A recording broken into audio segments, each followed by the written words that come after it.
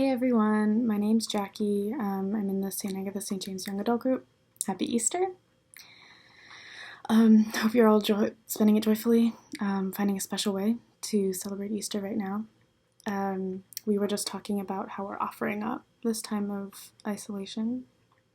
How do we move from a spirit of mortification to a spirit of glorification in Easter?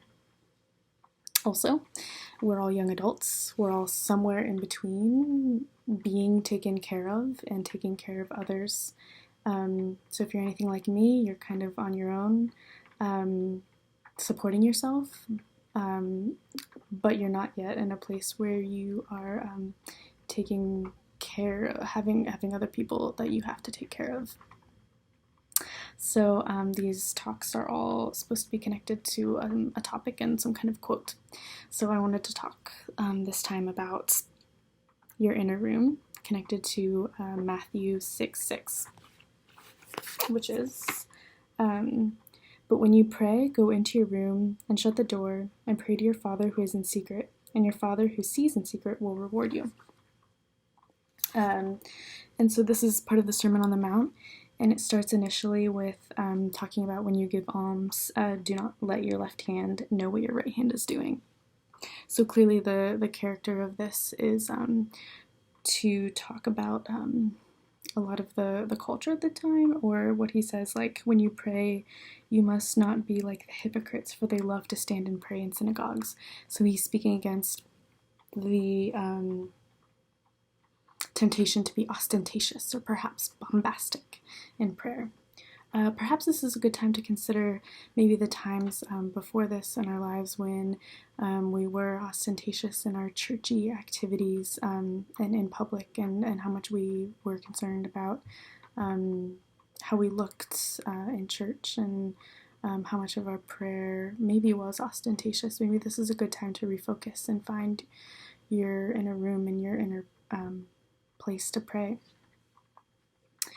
He continues, so he's talking about don't pray in street corners. So I think right now none of us are doing that, which is good.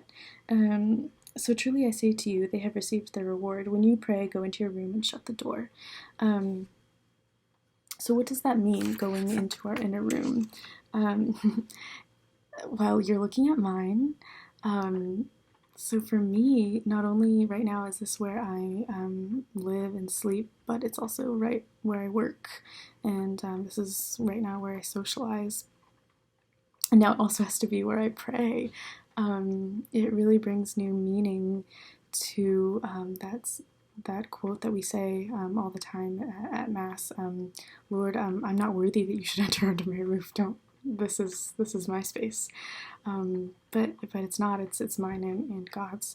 So how do we find that inner room when my inner room is also my office and my bar and restaurant, and now it also has to be my church. So that's kind of challenging. But I think the advice that we're given in Matthew 6:5 that we should really take to heart is to shut the door, as he says, shut the door and pray, and your Father who sees in secret will reward you.